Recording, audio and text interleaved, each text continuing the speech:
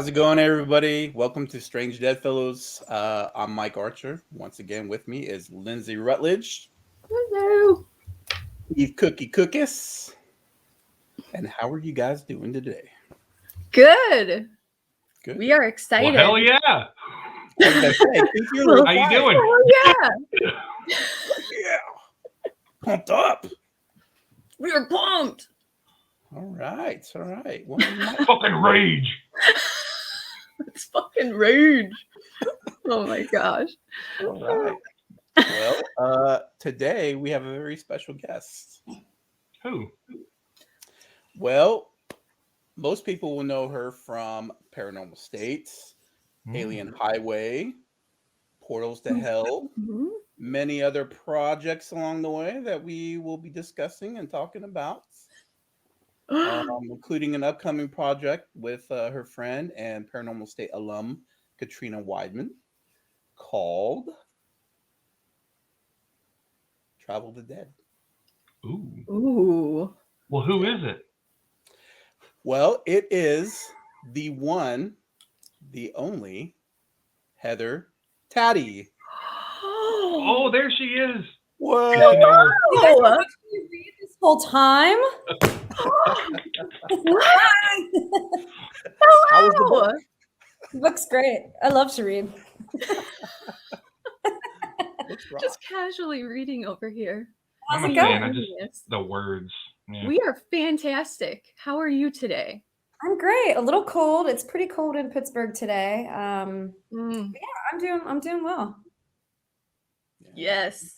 Probably be really cold. Well, you guys are about to get a big storm, right? Or did it already hit? We got a big storm last week. We got like 9-10 inches. The past couple days the temperatures have been like pretty low. Yeah. So. It's been really And cold. if we here, got too. half of that, the state would be shut down. Yeah, they would shut down. Yeah.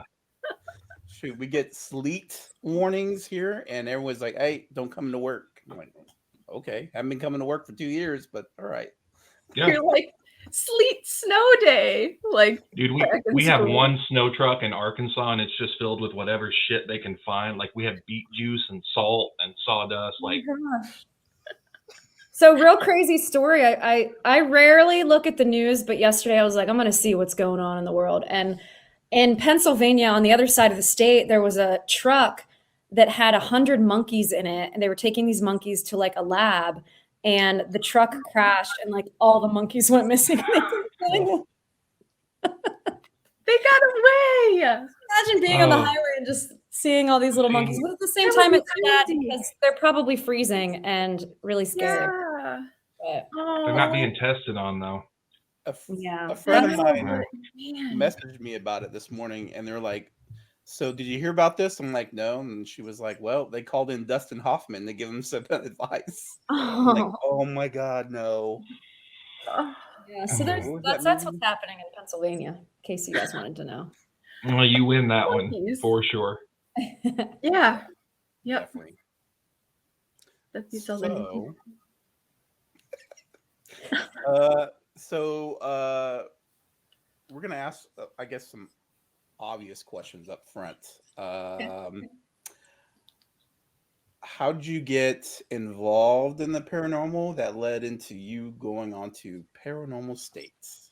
Oh, I will tell you that. So growing up, like most people, I've always had a fascination with just hearing ghost stories and wondering what happens when you cross over to the other side. What's that process like? So I got into it. Like I didn't grow up in a haunted house. And I was always pretty skeptical about the paranormal. But I used to play with the Ouija board a lot. My cousin and I would basically, on the weekends, we would take our friends to like haunted abandoned buildings where I grew up in Pennsylvania. A lot of times we'd break into places we weren't supposed to be.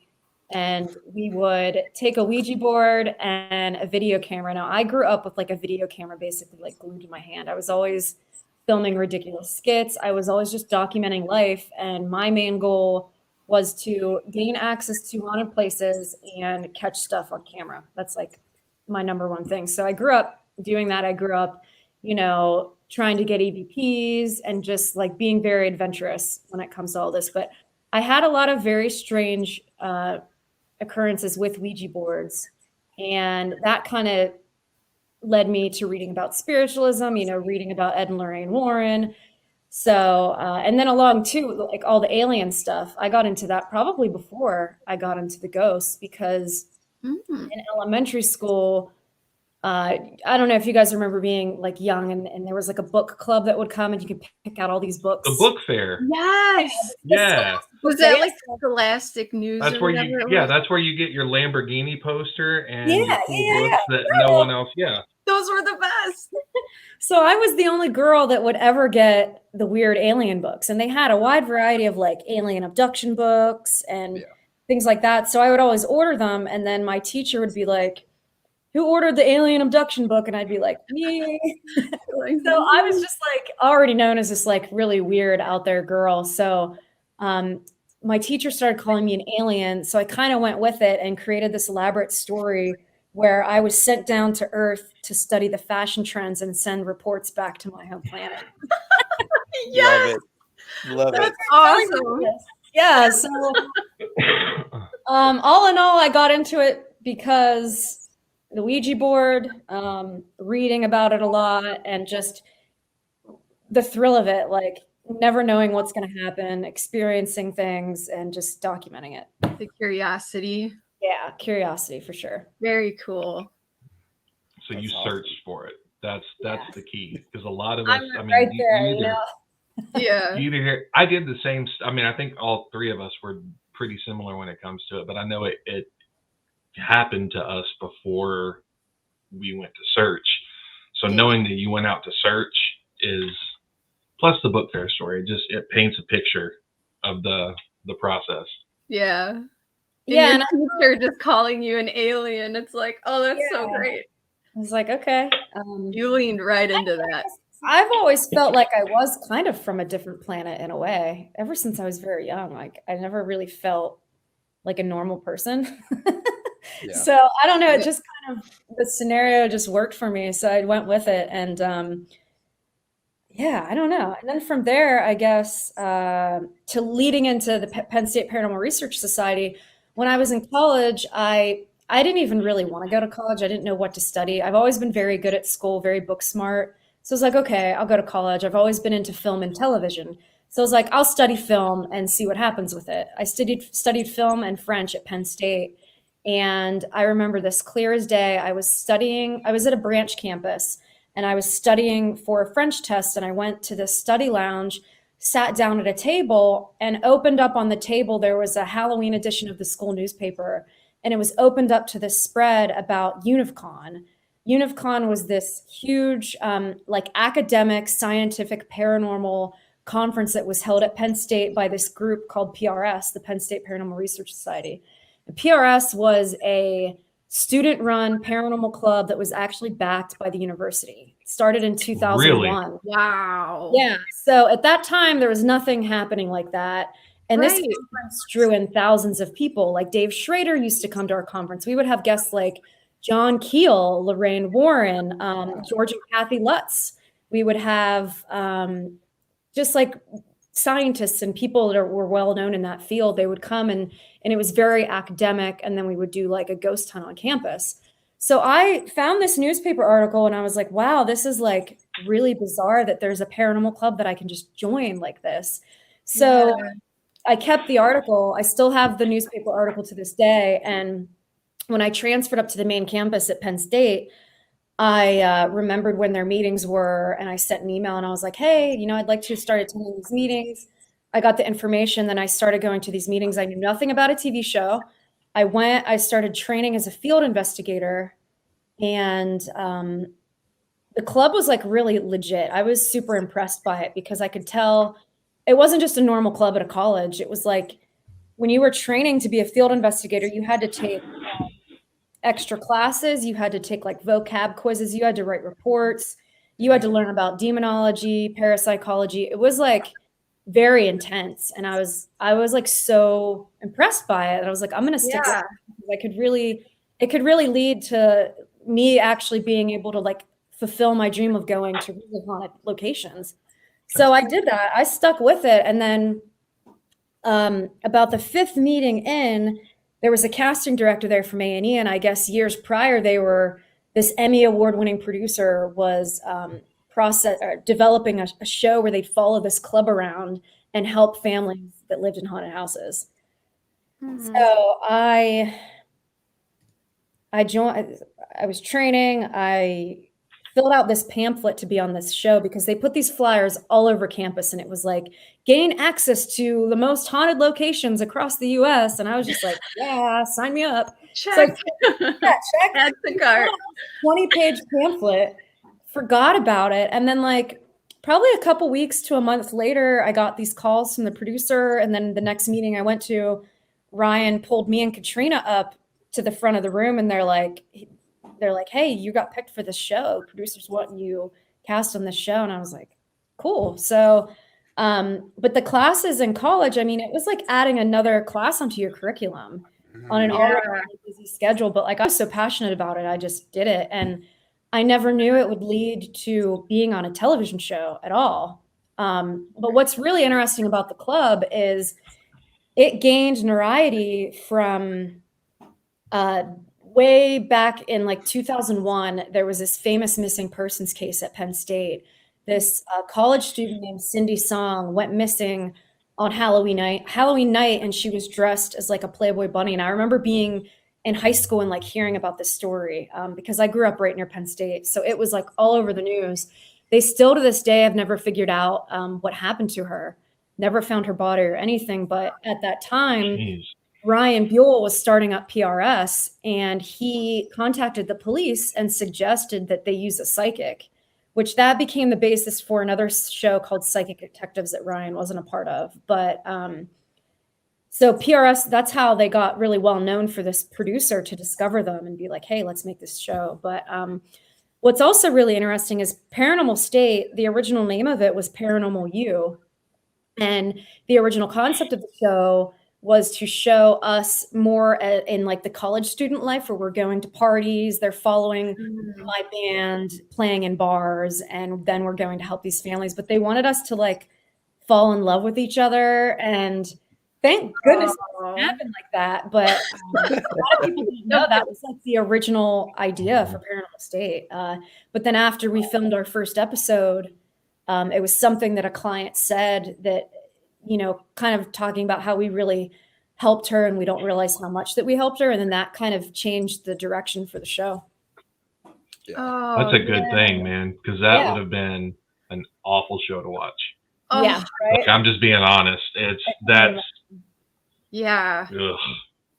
Throwing in like all that annual fictional stuff, like no.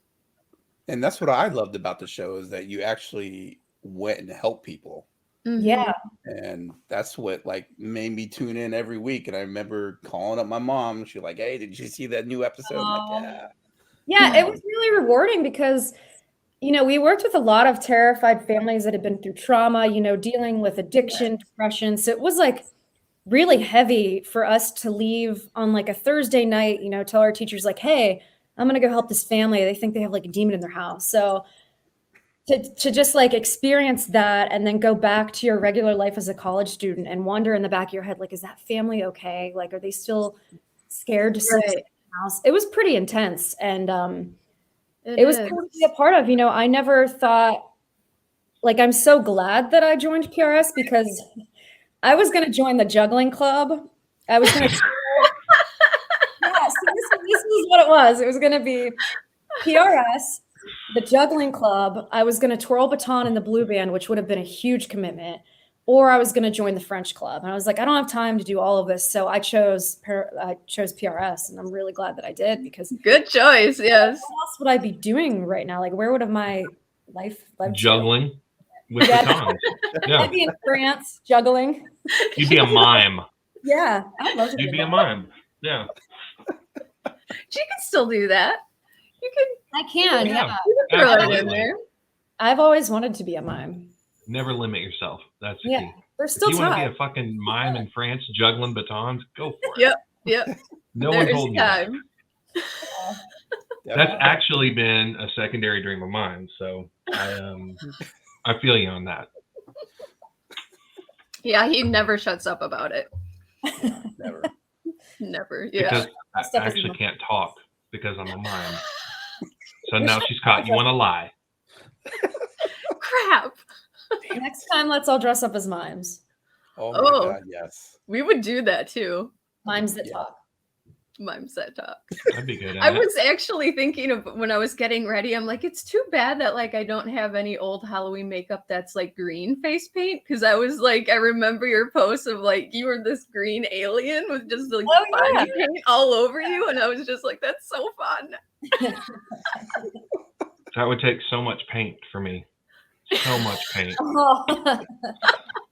I don't have the time or the resources.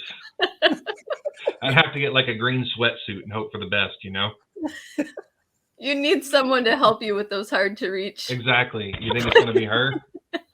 Oh, not her. Zoe would totally help.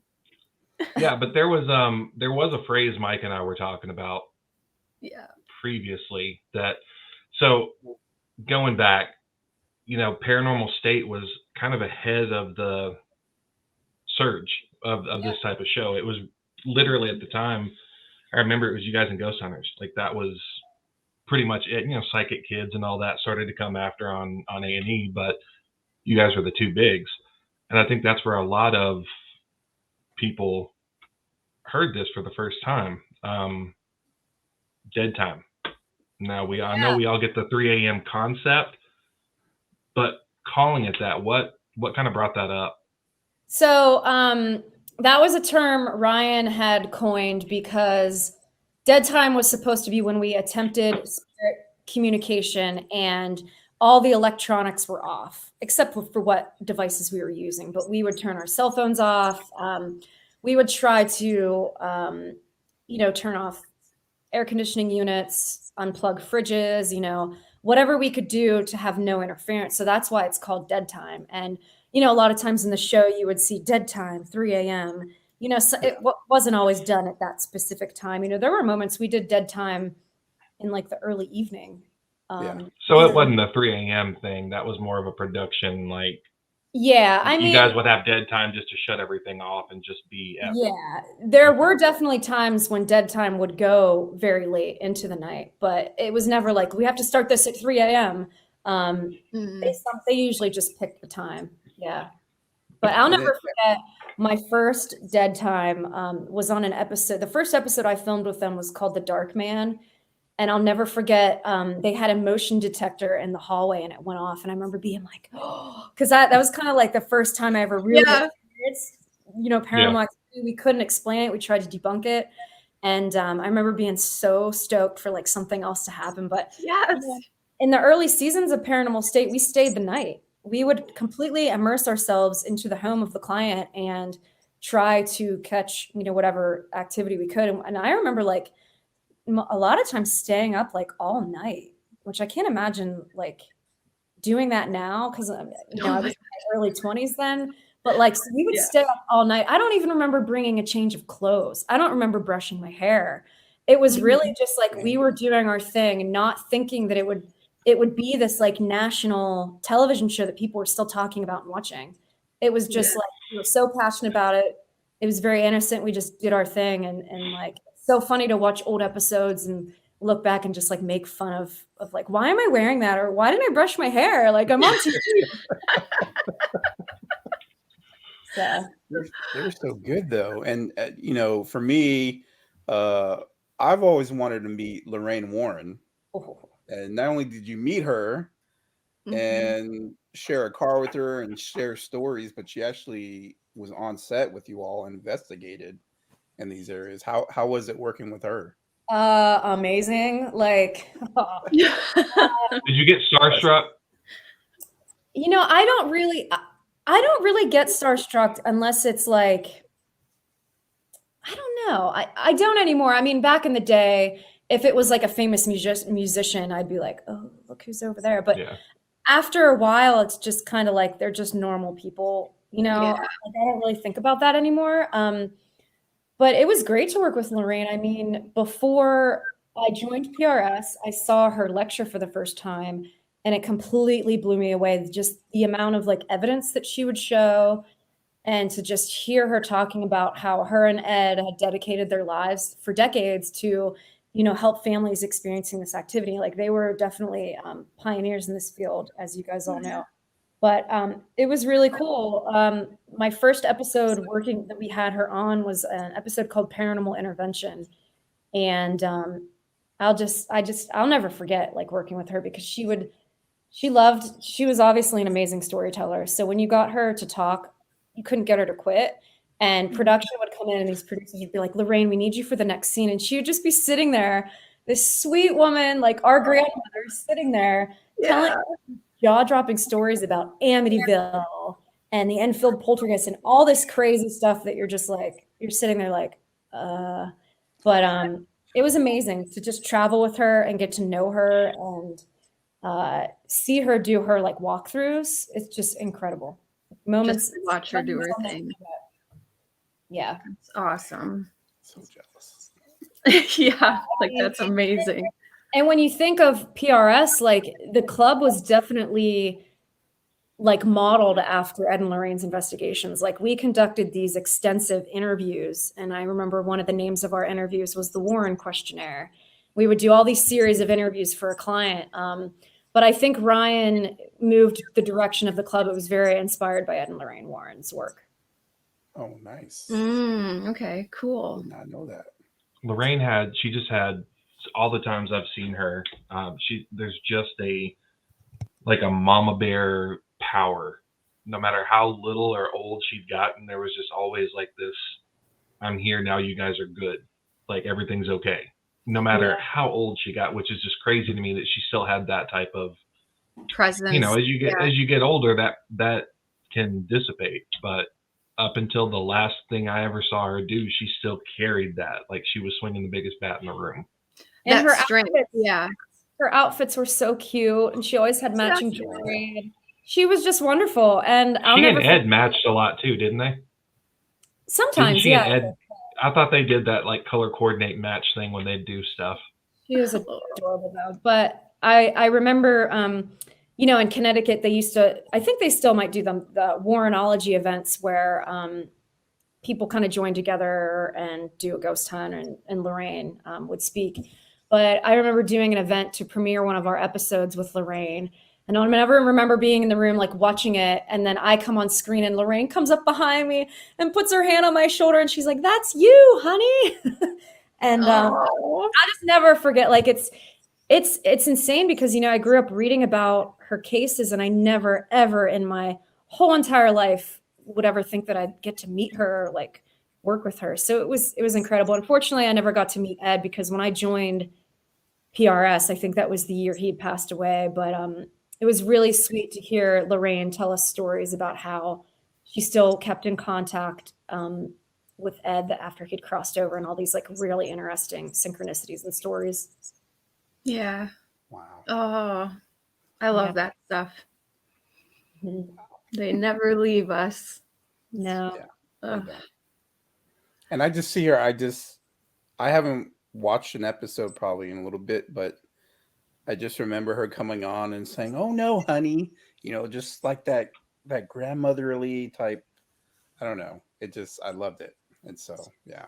She was really good at connecting with people, making them feel comfortable. Because most of the cases I feel like we had her on were ones where, if something didn't happen to fix this problem, it would have headed in a really bad direction. So she would just, like, we would do these walkthroughs where, like, me, Sergi, Josh would be at tech, listening to Lorraine do her walkthrough and just kind of watching her go in each room on the cameras. And there were times, obviously she would have no knowledge of the location, and a lot of the we investigated were residential homes no one knew anything about. And we would, of course, do the research beforehand, but she would walk into a room and you could see her looking around and just wonder what she was going to say next. And she'd be like, "He hung himself right here." Like, just that's full body chill. We would be back in tech. Oh my God. Like, stuff. But yeah, Same with working with like Michelle Belanger or Chip, like seeing them hit on things. It was just like incredible. Yeah. Michelle's another one. Like Michelle and Chip too. I think all three of those, they all have such a protective nature behind what they do. Like I haven't experienced it obviously, but just on the shows, you know, they have that. Just I'm the alpha here while I'm doing this, and no one's gonna mess with you guys, and I'm gonna get, you know, just that protection level that just I feel like that's something important that you have to have when you bring someone on that's sensitive, that's going to reach out to something that could be, you know, violent, evil, whatever it may be. Yeah. So it's cool to see that. I can't imagine like having that ability. Like when I guest starred on Portals to Hell, I had worked with Michelle, and it had been so long since I worked with her. And she's blindfolded. We're at Lake Shawnee Amusement Park, and we're just taking her on the land, and she's just picking up so many different layers of history. I'm just like, how do you keep this straight? And then how do you not pick up on what someone else is feeling or thinking, or like their past? Like, it's just, I don't know how to do it. I imagine it takes a lot of meditation and mind work, but I just couldn't imagine having it.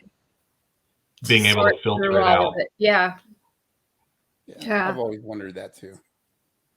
So you were on another series, Alien Highway, with Chuck Sikowski. How was your time on there, and were there any experiences that really stand out to you from that, either whether it's stories, evidence, or even like behind the scenes stuff with your co-host? Yeah, Alien Highway was a super fun project. I was a little hesitant at first because, you know, I've always read about the subject and researched about it, but I didn't have experience like on an actual investigation. Maybe we did one on Paranormal State, but I was excited to work with Chuck because I knew he specialized in like the animal mutilation cases, and that was something I kind of like wondered about. But it was a lot of fun. And also too, I think before doing the show, I always kind of separated ghosts and spirits from aliens. But Chuck actually made me realize that it's the two worlds are very interconnected. Still not sure exactly how they're interconnected, but there's instances where, you know, you have these ranchers on their property, their cattle gets mutilated in a very strange way. They can't explain it. And then they see these lights in the sky they've never seen before. And then they go into their houses and they experience paranormal like activity. So there's always been a link with aliens, shadow people. So it's kind of interesting to see how the two worlds kind of collide. But I really enjoyed Alien Highway, and I had read 37th Parallel and really liked the book. Chuck was such a crazy guy and very like analytical, and I just thought like, oh, it'd be really, really cool to like investigate with him because I feel like I'd really learn a lot, and I did. Yeah, oh man, from talking to him just a short amount of time that I had, and then reading up on all of his work, just how dedicated he was to it and how selfless he was about it and wanting to help people and figure it all out. He's a very, very cool guy. He's very awesome. And I remember we did an episode called Murder on the Prairie, which dealt with cattle ranchers experiencing these strange cattle mutilations. And I remember like we always drove around in Chuck's truck, and he pulled out these like case files that he just had in these giant containers in his truck, going through all the previous like animal mutilation cases he's worked on, and just comparing notes and pictures. And it's just like, he's very dedicated to the field. And when it comes to Roswell, you know, he used to go there so much. He became friends with Glenn Dennis. That's how he got the coordinates to the actual debris site in Corona. So it was cool to work with him. And if you guys haven't read 37th Parallel, it's a really great book. It's one I mean to read. Yeah. It's fascinating that all of those cases fell across like just a dotted map across the country. It's a cool theory to look into. Hey, when you talk about how they were just the different worlds were connected with paranormal, with shadow people, are they coming from like a dimensional approach with that? Like everything's sort of interdimensional as opposed to extraterrestrial? That's a theory. You know, it's hard to pinpoint because when I think of all these theories as to like even with Bigfoot, like how these things happen. I always kind of go back to John Keel's theory when he kind of laid out that there's like I think he called it like a multiverse where there's different dimensions and these things cross in and out of. There's like a window. That theory has kind of always made sense to me to explain this stuff, but I also kind of like to go along with the theory that extraterrestrials are from another world we can't really pinpoint, and they've been on Earth like a very, very long time. Right. Yeah. It's hard to nail one down. That's what's crazy to me about it. I think that's what keeps me so interested in it, is that you can have one random idea change your entire outlook on what you had thought was the status quo previously. It's just constant evolution. And I love that about that. Yeah. Because there's always just something to talk about relating to it, whether it's like a different theory or, and there's so many like vast areas of Earth that like, all the rumors where there's underground bases in the ocean, like that makes sense. There's so many people off the coast of Southern California that have had these experiences where they see crafts coming in and out of the ocean. Right. Like, the ocean would be a perfect place for things like that to hide, or like in the middle of the desert or Antarctica, so there's just like so much. It's like, it's hard to wrap your brain around a lot of it. Yeah. But it's so fun to think about. Growing up with a buddy of mine in Southern California, he hated the beach. He hated the open water. And so I always asked him, why? Are you afraid of sharks? Are you afraid of big whales? I mean, what are you afraid of? And he would say, aliens, man. I'm like, aliens? What are you talking about? He's like, you never heard these stories about an alien base underneath the water and just it's in between Catalina and Santa Monica and just goes right underneath. I'm like, no way. And then I just remember years later looking into all this stuff. There's like actual people have taken like like some type of topography that shows like heat and cold. And there's like actual shaping of what would be like an underground cave going into the side. Yeah. I'm like, holy crap, it's possible. Yeah, we worked on the Alien Highway episode, SoCal Clusters. We interviewed Preston Dennett. He's a UFO researcher and he's an author. And he had this map of Southern California and had like all these markings to where he's interviewed witnesses where they've seen these things like come out of the ocean and relating it to like military bases in the area. It was really cool to kind of see that all laid out and just see how many legit like experiences people have had there. So yeah, it's interesting. Yeah. Over the water, like open water is the only time I've ever had any kind of extraterrestrial-esque experience. We thought they were flares. Called in Coast Guard, hey, we see flares out there. They're like, nope, not flares. That was like the only answer we got. So it's seeing everything coming out about the water now. It makes the most sense because we know as little about that really as we do space. Yeah, there's only so much we can learn about. Like, I don't know what the most recent numbers are, but it's like, have we even seen 1% of the ocean? I don't know. I don't remember where no it's at idea. right now, but it's a very small number of the ocean that's actually been seen. So all I know is that everything new they discover is fucking terrifying. They're like, hey, science has progressed. Look at this thing that we found. And it's like, do we need to go deeper at this point? Some new creature with crazy I'm cool teeth not, that lights yeah. up. I think it's awesome. It's fucking I so think the weird. ocean is terrifying. I lived near the beach for a short while, and I'm fascinated by the ocean, but at the same time, it's terrifying because how far does it go and what's under there? Yeah, exactly. Like, it's so, just seeing like a wave come over you, it's just the most terrifying thing ever. And my buddy keeps trying to get me to go on a cruise every freaking year. And I'm like, no, I'm never going to go on the open water. Never. It's not I would go on a cruise. I would actually enjoy that. That's what Lindsay and I talked about previously. It's like, I love being in the water as far as like controlled, where it's like a pool or a hot tub, bath. Like, I love that. And I love looking at oceans and lakes and being near them. But you ask me to get into them and I'm just like, we're good. See, I'm okay Nope. if I'm in them. There's some shit living in here that I'm not gonna like. I'm sorry, I'm not gonna do it. It's like, hey, you want to go through the zoo at night when they open all the cages? Not really. No. That's like swimming in the fucking ocean for me. And I'm good. Yeah, when you can't see what's below you, it is scary. I'm okay going out and you have there, things touching you. Yeah, it's not if like something touches you. No, then I'm done.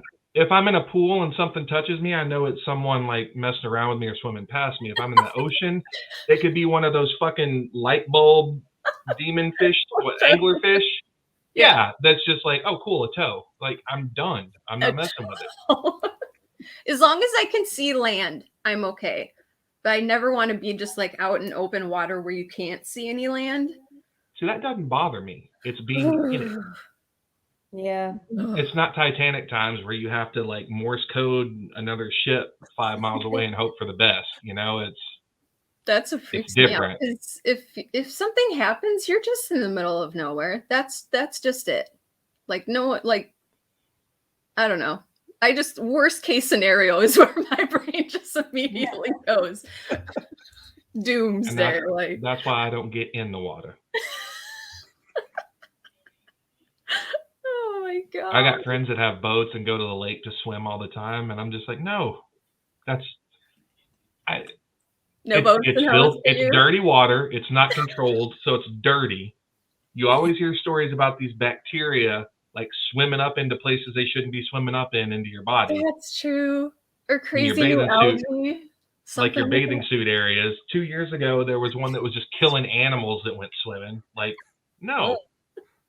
Yeah. You're thinking of Florida. I don't care where it was. It's water that's not food. Yeah, no processing. Give me the non-processed organic food. Cool. But fucking raw water? Nope. Not happening. Raw water. Yeah. Oh, that just sounds awful. That's what you're swimming in. It's just like. No, I know, but it's like actually saying it is just, I don't know. Raw water. Mm-hmm. You want to go swim in this big thing of raw water where all these animals take shits and we dump oil and garbage and stuff? You want to go swimming in that, or do you want to get in the pool? By the way, in the raw water full of shit, there's creatures that we've never even discovered that can kill you. And there's aliens under there. Yeah, and that's also where the guys that probe your butthole live. Do you want to go in that, or would you rather be in a swimming pool? You know what? I'll vote for a swimming pool, please. I like chlorine. Yeah, it's good.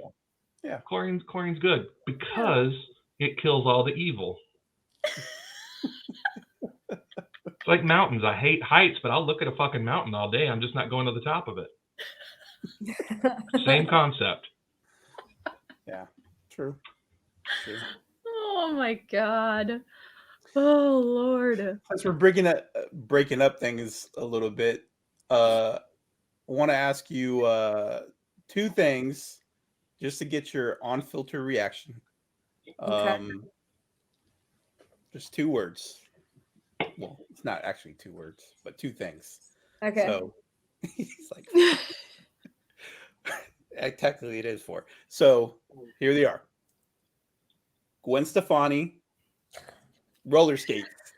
Yeah, 2 of my favorite things in the whole world. Yeah. What do you want to know? You just want to talk about Gwen and roller skating? What do you want to talk about those things is the question.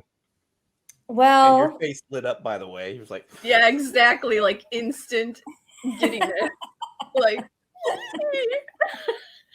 I guess, growing up, my older brother bought me their very first CD, which like before Tragic Kingdom came out, they had 2 other releases when they were like a legit ska band. Right. So, I think I was like 8 or 9 when, no, I was like 9 or 10 when, I was 10 when Tragic Kingdom came out. And I grew up watching a lot of MTV. I used to want to be an MTV VJ. That was one of my lifelong goals. And I wanted to be a film director for music videos. I wanted to be able to like work with bands and make really wacky music videos. But I mean, what's not to love about Gwen? Her fashion, her attitude, her confidence. Like Agreed. She was like a huge inspiration to me growing up, and she still is. I mean, she just does it all. She's just so cool. And I got to meet her in 2019, and it was awesome. She was so cool, and I got my picture with her, and it was amazing. Best days, one of the best days of my life. And you even dressed up in the outfit that she had for was I it did. for Tragic Kingdom? I spent months, like, I found a red dress and I like cut these little slices of red vinyl and like glued them and sewed them onto the front of this dress. And then I got a pair of Doc Martens and spray painted them and put the yellow ribbon laces. But my outfit was like exact. Like I had a bracelet that she wore. I got my hair done like hers. And I remember walking into the room because they made you line up backstage. And every time someone opened a door, you could see Gwen's like ponytail swinging, and you got closer and closer. And I was in line with these fans, and like this guy in front of me was just like sweating so bad, and he was so nervous. And I was like, "Hey, buddy, like calm down. She's really like a normal human. She's just like you and I. She's just had these like really amazing experiences. Like, calm down." Like I was like giving him a pep talk because surprisingly, like I wasn't nervous to meet her. You know, I was just kind of like, okay, I'm meeting Gwen. Like it's always been like a dream of mine to meet her and just like talk to her. And I'm standing in this line, and then finally I go and the guy lets me in the room, and I walk in and I'm like, Gwen Stefani, this is the best day of my life. And like I do yes. And I'm just being myself. And I walk up to her and she looks at me and she's like, so you're the one that stole the Tragic Kingdom dress out of the museum. Because the dress, years ago, they had the dress on display and somehow somebody stole it. And I don't think they've ever found it yet. So Really? I didn't think of that. When I was trying to figure out which like era of Gwen to be, I didn't think like, oh my God, she's going to think I stole the dress. But that's good for me because I must have done such a good job that she's like, that's my old dress. So, yeah, it was really crazy. She's just like, there was a minute, it felt like it was an eternity, but she was just standing there chewing her gum and she's just like looking at me up and down. She's like, you know, you really did a good job with this. She's like, thanks for dressing up. This is so cool. And I just. And inside you're just like, best day ever. Like, yeah. So she thought it was cool. And I was like, I couldn't bring in an orange. They wouldn't let me, but I had an orange I was going to hold up. I really impressed Gwen. And then I could see her getting like, she started to get really sentimental. And she's like, you know, seeing you dressed up like that takes me back to a really specific time in my life. And then in the back of my head, I'm like, oh no, what have I done? That's the time that like her boyfriend, Tony, broke up with her. Her brother left the band, you know. Oh yeah. He went to work on The Simpsons, didn't he? Yeah. So then I'm thinking, oh my God, like, but it seemed like she got like a little weird. Like she was almost going to cry, but then it was cool. She was just like, yeah, thanks for dressing up. And I told her, I was like, hey, I've been on television and everyone always comments on my fashion because it's kind of like unique and weird. And I always tell them it's because of Gwen Stefani. And she was like, she thought that was really thoughtful. And then she just put her arm around me and we got a picture. And I was like, it was really nice to meet you. And then I just walked out of the room. And then I got to see her. She had a residency in Vegas. And then I got to see her perform. And I was like right up front the whole time. So. Oh, so was it her standalone or was it the band? It was just her. Okay. I'm sure she did some No Doubt stuff though. Yeah. Oh yeah. Yeah. It was incredible. I mean, the amount of like costume changes she had. I was just going to ask about the costume changes. Oh. And I thought for sure she would pull me on stage because anytime she sees someone that's like really dressed like her, she pulls up on stage, but she didn't pull me on stage. So I was kind of bummed about that, but it was so fun. It was the best. That's awesome. Well, Mike's opened a music door that I'm going to walk through now. So I'm a music nerd. I'm a musician, all that fun stuff. I know you're into it. Mm-hmm. I know you play. Obviously, Gwen Stefani was the best day of your life. So music, obviously. Just kind of want to know what was the first thing you started playing, what got you into it, and who have been some of your major influences with music in general? Okay, that's a great question. I grew up playing the violin. I played it for like 5 or 6 years. Oh, very cool. And it was really great. It was like a great first start because once you know the violin, you can play any instrument. And I wasn't really that great at the violin. I remember being young, and I always liked to play Christmas songs at like my Christmas family gatherings. And that was kind of like, Oh, but when you'd go to see me play in like the orchestra concerts, my bow was probably always going like the wrong way. I played it for a while, and then I just got sick of classical music. I was just like bored, and I really wanted to play the guitar and bass. And my brother had a bass, and that's kind of around the time in elementary school when I discovered Jane's Addiction and their bass parts and everything, like the melodic groove to it. It was kind of like hypnotizing, and I that's kind of what led me to playing bass was Eric Avery from Jane's Addiction, like and branching out a bit more. Yeah, and Jane's Addiction was always playing in my house. It was always blasting. I was exposed to all of this like alternative 90s music, you know, when I was growing up. So, but some of my influences, obviously Jane's Addiction, Sonic Youth is a huge influence. The Violent Femmes, the Talking Heads, Neurosis, the Dead Milkmen, Pearl Jam, Alice in Chains, obviously Nirvana. There's there's just so many bands I'm a fan of. 90s alt, man. Oh, Yeah. It was like the best music. It was hit and miss, though, man. It was hit and miss. Some of it was, but I have a similar start for you. Like I started with violin, went to guitar when I was 11, and then bass and drums, late high school, all that. And I've played bass more than anything. And right around the time I started playing bass was when I started listening, oddly enough, and I don't like them that much, but like Primus, early Incubus stuff, before they went like super, everything before Make Yourself pretty much, like Science and things like that. But the that era of music in the early 90s is, I think, what made us all so weird, to be honest. If you look at, I'm just being real, it was such experimental music, you know, that everyone was putting out. You've got like Liz Phair, who to this day is still a badass that people within 5 years, one way or the other of our age group, might not even know who the hell she is, but she's such a big part of the scene that made music for us. And it's not that way with other generations. So I think there's this niche group of us that are between like 35 and 45 that have had those experiences with music that have made us such a, I don't want to say unique, but we're very kind of on our own island compared to I was going to say, I think it's made us a bit more eclectic and stuff. Yeah. I mean, we grew up with MTV when it was amazing. Exactly. Yes, when it actually was MTV with real videos.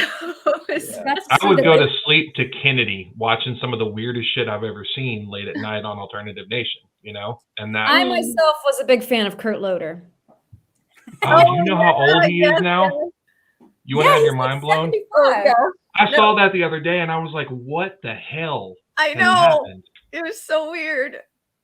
Because I remember I was at school when I found out about Kurt dying and went straight home and turned on MTV. I was 12 years old. And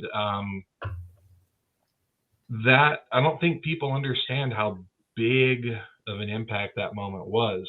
You know, when my ex-wife, 5 years younger than me, doesn't remember it, doesn't know who Bush is, like never really listened to him. And it's like, that's I still do. I'm that guy. I can't help it. Like I listen to the new stuff, but I always go back to like that 89 to 96. Like that's my spot. So it's. And we also had that novelty of like waiting for a CD to come out, CD or tape to come out. Yes, the release date. And like going through the CD jackets and like actually having that. And that was like the only, that and just interviews on MTV were the only like connection to the band. And now when you think about it, there's too much like information now to where you're in you're in these people's lives almost like too much, like it's an invasion to me. But I like that where it was kind of like, it just felt more special in a way. And it's cool. I mean, we're all kind of in the same age bracket to where we can remember that. Yeah. I was actually listening to, I forgot the name of the podcast, but Trent Reznor was being interviewed. And Mhm. he said literally word for word, for the most part, what you just said about when a new album would come out, that was mine. That was my artwork. I held it in my hand. It was tangible. I would trade it with my friends, and I had to listen to the whole damn thing, and now it's instant gratification. Download it, hear the song. He says And that's single taken a lot song. of the artfulness away from what made it special when, prior to this digital age of music. Yeah. It's a cool one. I'll send you the link to it because it's worth listening Yeah. to. It really is good. I And mean, just- it's amazing. Yeah. It's like amazing in a way that we have access to like almost every kind of music, I guess, and release, like just in our phones, like in our pockets. It's almost like overwhelming at times, but yeah, I definitely miss those days, like going to a record store and just like seeing a cool record cover and being like, I'm gonna buy this, and not knowing what it is. Just from the art. I love doing that too. And being like, I can't Speaking wait of to that, see what this is. You and I both have vinyl as art on our walls, just to speak to that case. I can see. Yeah. Oh yeah, some 45s out there. Yeah. We both got that. I got my We record both have player. Ouija boards too. I do. Yeah. No, I've got right there. Oh yeah. That's I see fun. the Crow I just soundtrack. like the what? The Crow soundtrack is like one of the best movie soundtracks. Oh my Thank you. God. Burn is the Yes. best song I've ever heard in my life. So good. Burn, so that album I had to. They haven't printed it in when I think '96 was the last time it was printed, and that's the only one I've had to like dig and pay more than I should have for. But those are the 4 albums that like were the biggest influences on me. Nice. As a teenager, and I had to complete it. So it's, to this day, it's still one of my favorite albums ever. It's really good. Yeah. The soundtrack and that film, they're just legendary. It's insane. And you talking about the costume you did for meeting Gwen, like going through your Instagram and everything, I see you in just these rad outfits and costumes all the time. And like, for most of them, do you make them? And then is there any like special, like specific purpose they're made for? Or is it more like for fun and artistic expression? It's definitely fun and artistic expression for sure. But I love Halloween. I wish Halloween was like every month. Yes. I know. But I've always been creative. I've always been into kind of making things out of what I have around. Like you can make anything with cardboard and paint. Like you can do anything. Repurposing things is a lot of fun. Yeah, so I think like every year I would just plan on making these like outlandish costumes. And one of my first big ones that I did that it took me like months to do was I made out of chicken wire and paper mache, I made a Planner's Peanut costume. I was like, yeah, it was pretty good. I still have it up in my parents' attic, but part of the shell of the peanut is like cracked because my brother threw like a football at me. Of course. Those brothers. Every year I try to throw like, depending on where I'm living, I try to throw like a Halloween party. And I've always just been into making costumes. Food mascots are really funny. I've done the Morton Salt Girl. This year I did the Sun-Made Raisin. Yeah, we saw that over there. Raising the dead in the cemetery. That was awesome. Yeah. And let me show you guys my great. So every year whatever costume I make it into like a really funny Christmas card, like completely ridiculous. And this year I made it. That's awesome. So it says, you can see Happy New Year. There's no raisin. You shouldn't have a grape year. Oh my God. In the back. The puns. Oh my God. I love it. Yes, the one where you're laying on your side, I was just dying. I'm like, that's so funny. Yeah.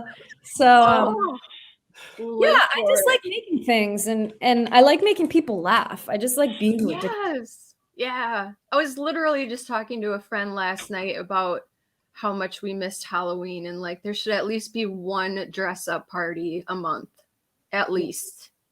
Like it's just Like, I was like, they have this Christmas in July crap. Like, why can't there be Halloween in July?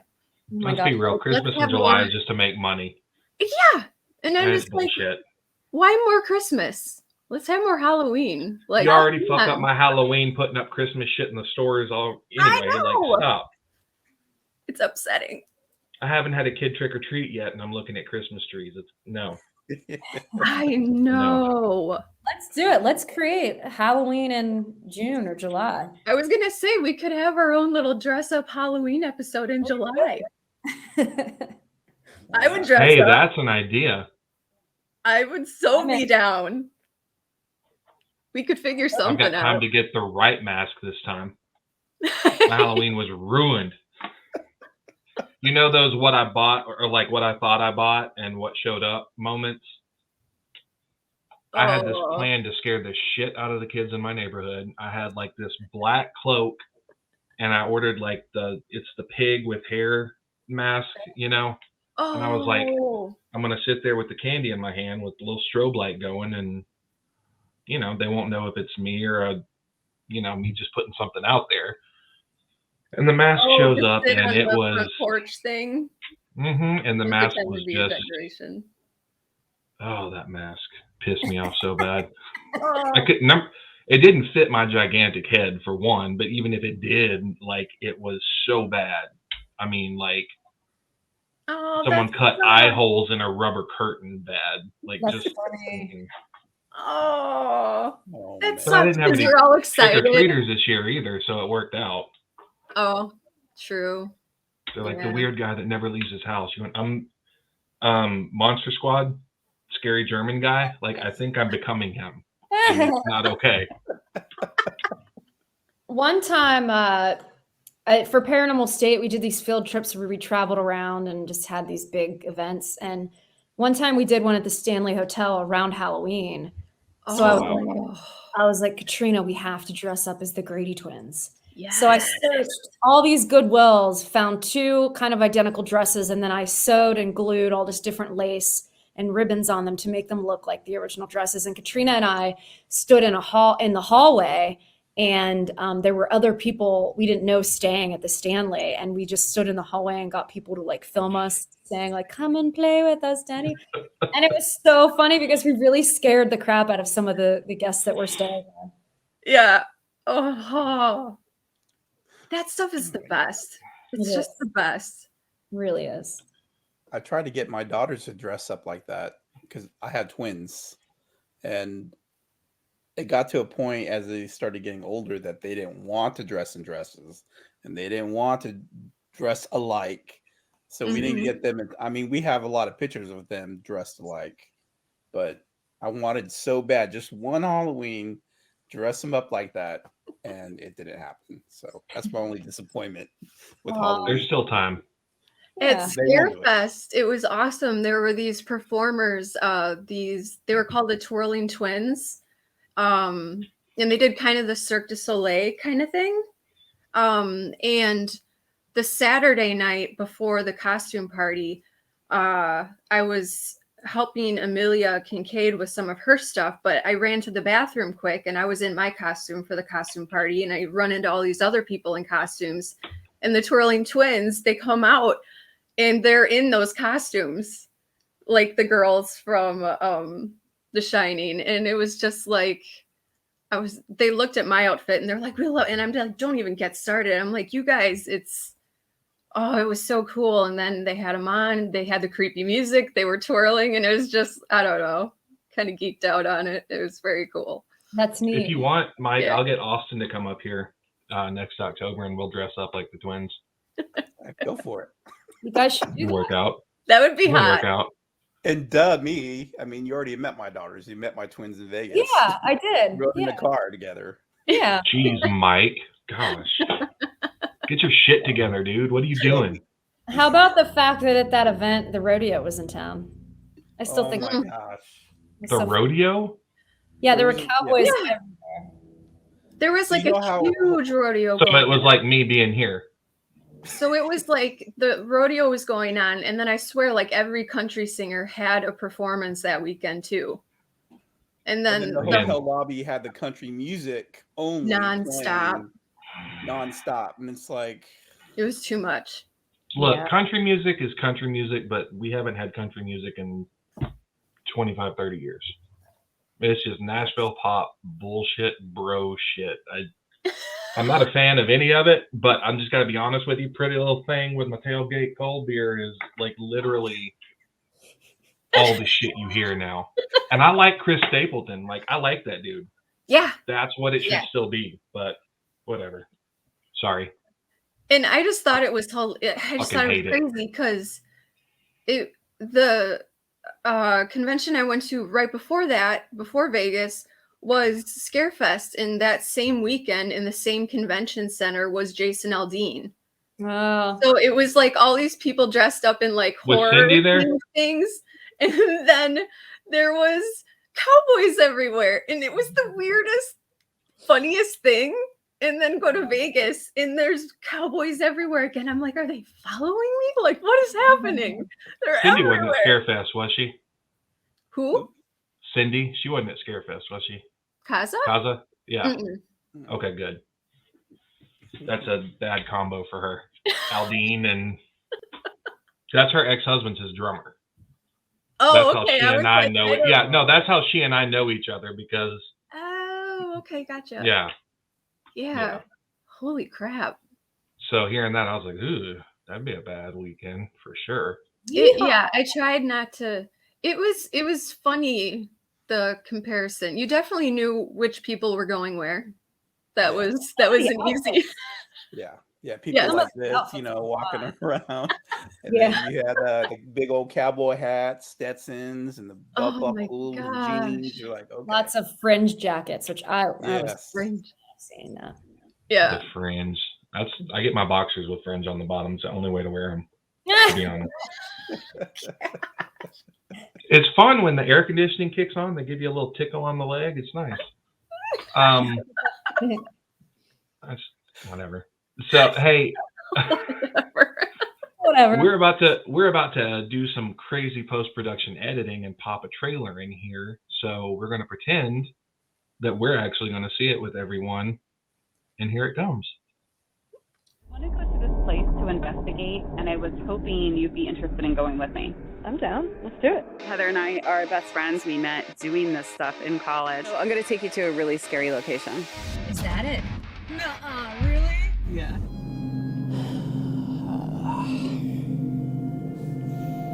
It might be time to move up to the 3rd floor. I don't want to do it. All of the pieces seem like there might have been a murder that happened there. It's like blood. And I don't know why, just all of a sudden, I just feel frustrated. And nothing like that's ever happened. Did you hear it say Heather? If that's real, that's like the best photographic evidence I've ever seen. I do this all the time. And I swear to God, you still get scared doing it.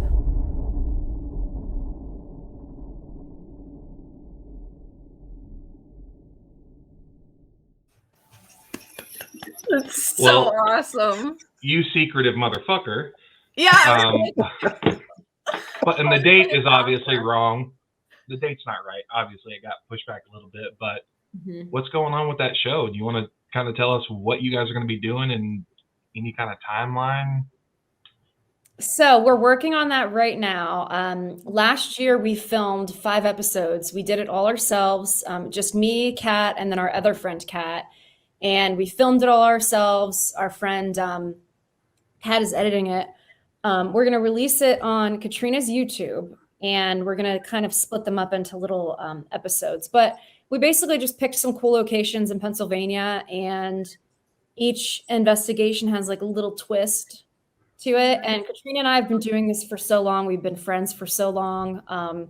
We've been through like every kind of different investigation together. So we kind of make each one a little different. And I think people will really like it, especially if you were a fan of Paranormal State, because, it's like kind of getting the gang back together with Michelle. We utilized Michelle for some remote readings, and she totally blew us away. So as far as the release date, we're working on it. Circumstances way beyond our control. When you're in these TV contracts, you can only do so much. So we had to, unfortunately, we thought we were going to be able to release it, and then we were kind of blindsided. So people will see it this year. I just don't know when. Hopefully within the next couple months. Oh, Nice. I'm stoked to It see it. looks And you so guys are, awesome. it's all in Pennsylvania too? Yeah, the first like round we did are all. That's awesome. Actually, there's one that's not in Pennsylvania, but you'll find out. I'm not going to give it Is that one of Oh, the- I is that can't part of the wait. twist? Yeah. That's so great.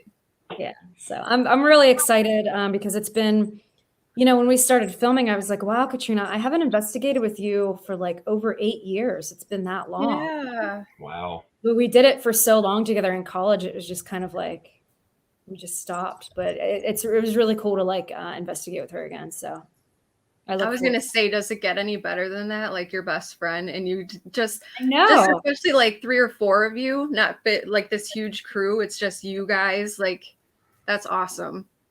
It's pretty cool to have like control of something and not, have to Yes. worry about like a network controlling everything and stuff. So yeah, it's going to be cool. It's going to be good. Nice. I'm stoked to see it. I can't So wait. excited. Yes. So you also have something coming up here pretty soon on the CW. I'm not going to say anything, but what can you tell us about that? Well, I can tell you that it's alien related. Mm. And it's a really cool show. It has been a show that I have watched and followed, and I was asked to be a guest on it as kind of like the alien paranormal researcher. That's really all I can say, but within like the next couple months, it'll be released. I just don't know yet. I'm pretty sure next month is what I'm thinking, but yeah. So you were brought in as the expert in the field. Yeah. That's that has awesome. to feel pretty rad. Yeah, it is cool. I mean, it's funny to think, like, when I think about it, starting off on Paranormal State, we started with like very serious cases first, at least when I first started. I kind of dove into the demonic stuff like right away, but then I've also done like crypto cases. We did just like such a variety of cases, and then getting thrown into all the alien ufology stuff was different. But yeah, people will like this. It's exploring a theory somewhere in New Mexico, not Roswell, not Corona, but I can't say anything more. I want to say everything right now, but I have to wait. Yeah. These contracts, I can't piss anybody off. But I'm sure that you have different places, social media wise, that people can follow you, that they can learn more about this as things advance. Exactly. Correct? Yeah. I have my And Instagram. we're going to What's link some of those too, as well, so everyone can get to them. But tell us where to find you. Well, I'm pretty active on Instagram. I'm on there under Tad to the Bone. I'm not on Facebook anymore because my Facebook and my original Instagram that I had for like 17, I had my Facebook page for like 17 years, like the beginning, like before Paranormal State, and it got hacked, and no one can help me figure out how to get it. So I have a new Instagram, Tad to the Bone, and then I have Twitter, which I'm under Classic Tad on there, and then I have a website, heathertaddy.com. I try to update it with old like case files and old pictures from cases that I've done, because I've collected all of these like notebooks filled with information from all of my literally all of my investigations. Documentary. And so I figured the public would like to see kind of like the behind the scenes things of those. So I have a blog on there, and I update my site as much as I can. So yeah, I'm pretty easy to find on the internet. I try to stay away from the social media as much as I can, but it's just such a weird thing to have around now, It is. The internet is weird. It's like the internet is great and amazing, and it's also like one of the worst things. Yeah. I like it when it was just MySpace. I like just MySpace. Like that was cool, but it's just kind of like, I don't know. It's like I feel like it, as much as it brings people together from all over, and you meet so many different people, but I think it separates a lot of people. It like, makes people so weird. Social media before apps is where it was at. Yeah, exactly. That's when the downfall started. Yeah. You guys want to meet my cat Rufus? Heck yeah, I want to meet Rufus. Oh my god! And that's such a great kitty. name too. It's a kitty. I'm gonna lose my shit. Oh my god. It's Rufus. He's a tuxedo boy.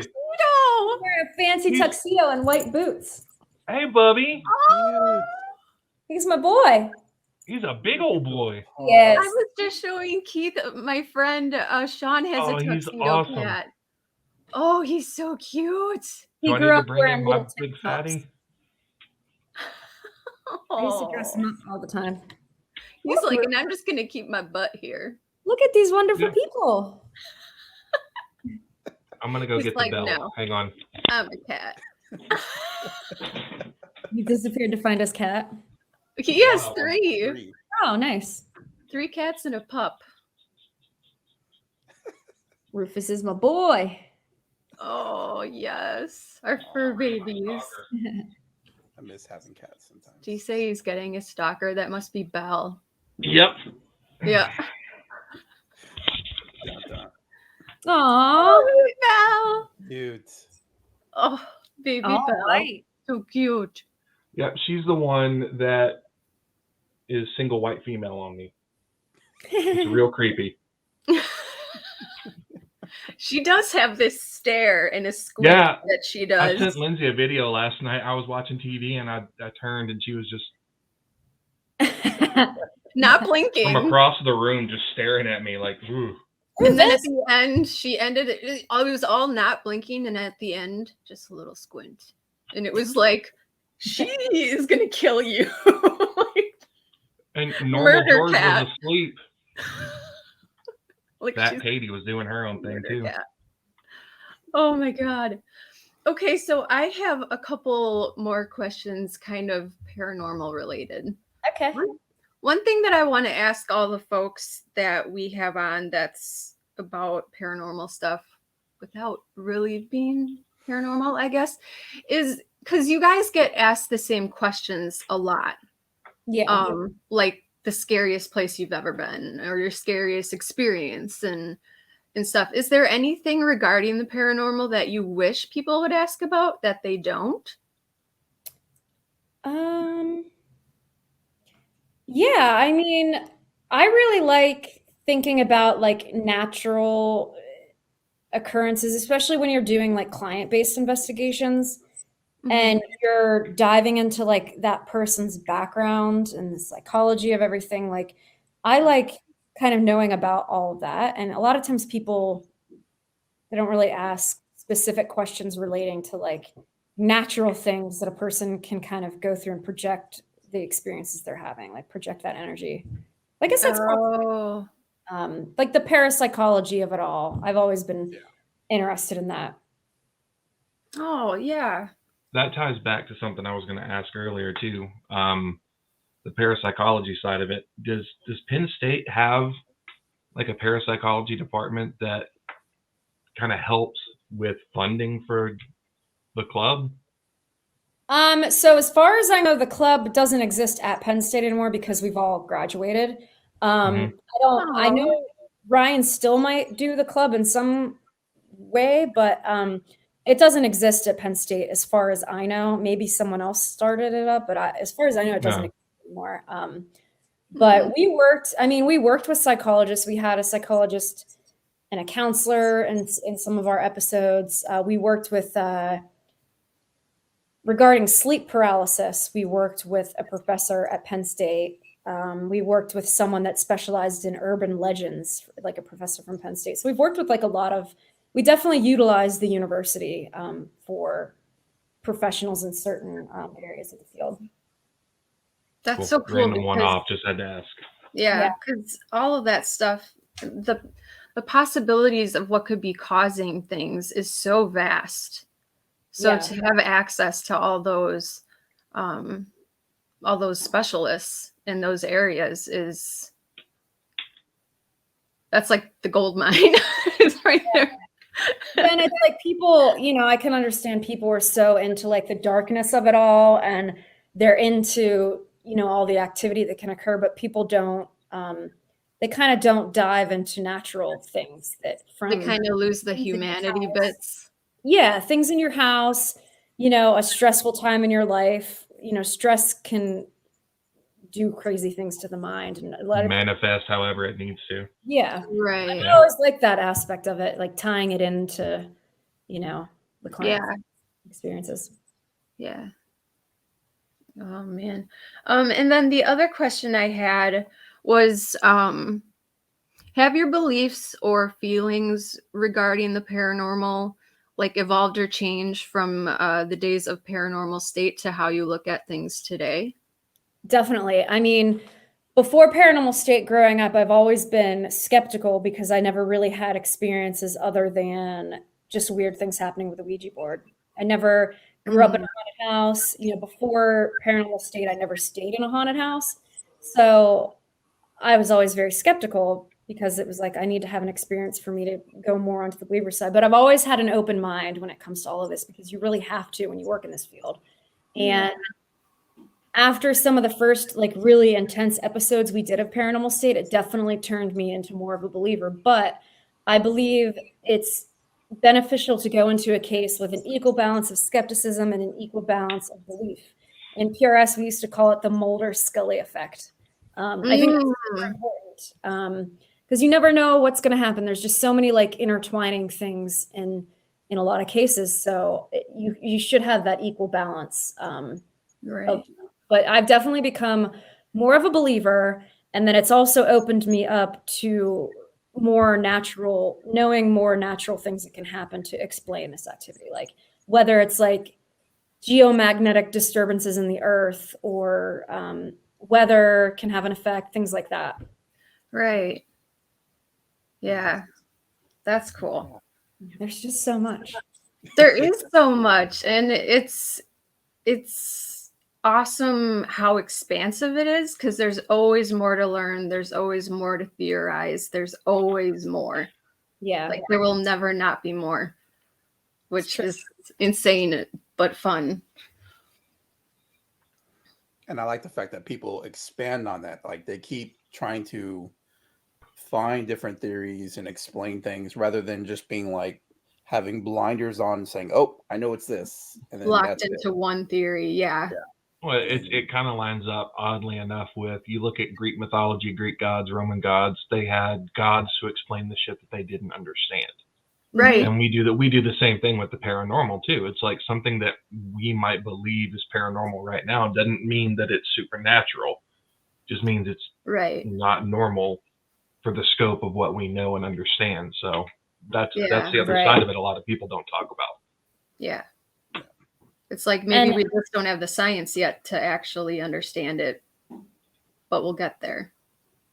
Yeah, and another thing that I was always taught going into this was like hold on to rational thought, which is like I think really great advice because you're dealing with such a strange topic and so many strange occurrences. So I think that's really important to like keep your logic in check. Yeah. Because it can be easy for some people to just sort of get caught up in it and then kind of lose that rational bit if too much is going on or if it's an intense case kind of thing like that. And we worked with a lot of grounded. I've worked with a lot of clients that they're experiencing something, and when we explain to them how it's happening and it's not paranormal, they almost get upset. Like they want to believe, they want these things to be paranormal. And that's always hard to like communicate with someone like, hey, this occurrence, you're experiencing this because of this natural thing you may have overlooked. Heather, thank you so much for spending time with us today. We followed you for years. And I think I can speak for the three of us and saying that, how much we can't wait to see what else comes our way from you in your work. And is there anything you want to mention or plug before we sign off? No, I mean, just follow me on social media. I check my website for new things that are happening. Also, I never really promote this, but I'm on Cameo, which I've only done a couple videos because I just kind of forget about it and I don't really bother to promote it, but it's really fun to make like little goofy videos. So if anyone out there wants to talk to me, I'm on there. Awesome. But thank you guys. It's been fun hanging out at the Yes, past thank you so much. Oh, it was great. Yeah. Thanks for having me on. Awesome. Well, on behalf of Lindsay, Keith, and myself, Thank you for hanging out with us once again. And for everybody watching at home, we'll catch you next time.